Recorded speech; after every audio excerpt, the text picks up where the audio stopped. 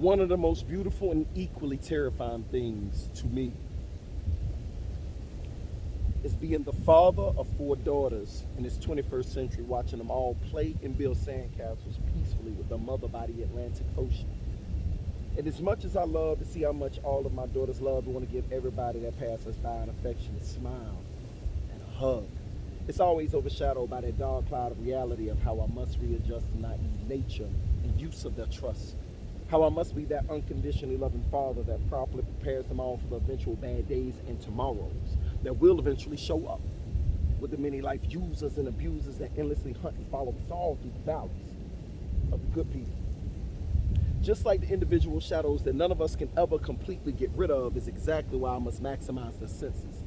Do everything I can so none of them becomes another senseless victim that any killer, sexual predator, or senseless sinner across the globe can ever claim on their bucket list as another successful accomplishment that they've helped become famous for being another sad story. Just like any other ones described in any city, state, or country's most infamous or heinous cases taken on by the local Force 48 or Special Victims Unit. So my goodness, I need them all to listen and not pretend to play clueless to most, if not all, of the good knowledge that I give them. Because I've already been warned and informed that whether it's one thing or 1 million, your children will eventually rebel against you on something. So I've been heavily advised to master the life skill and art of extreme meditating and patience, to keep my blood pressure from overloading on any of those days that either one of my daughters are ever crazy enough to ever rebel against me or their mother. You see, ladies and gentlemen, I was raised old school. And yes, though it's extremely early, while their mother slowly but surely teaches and raises them all from a positive woman's perspective of how they can best excel and garner respect for themselves as future global leading women, I, as their father, must slowly but surely teach them all from a positive male's perspective of how a family properly sticks together whether we are rich or broke. How it's possible for any man, then it's possible for the fool. You don't just settle for mediocre because others believe you won't. We are all human on this globe, so I'm protecting their hopes and keeping the little things available like the endless kisses and hugs, an ear or shoulder for talking or leaning on. So a long, long time from right now when I have to give them away to somebody, it won't be a complete surprise when I expect them all to end up similar to the type of guy their father is, and when I become one who is loved,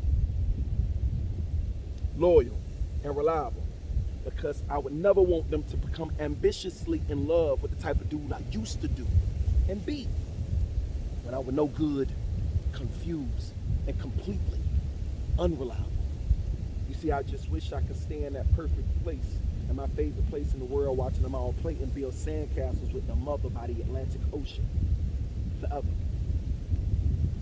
Instead of having to worry if they all will forgive me wholeheartedly when my mood and mannerisms change on them at the same erratic pace that wind is blowing in every direction coming off the Atlantic Ocean.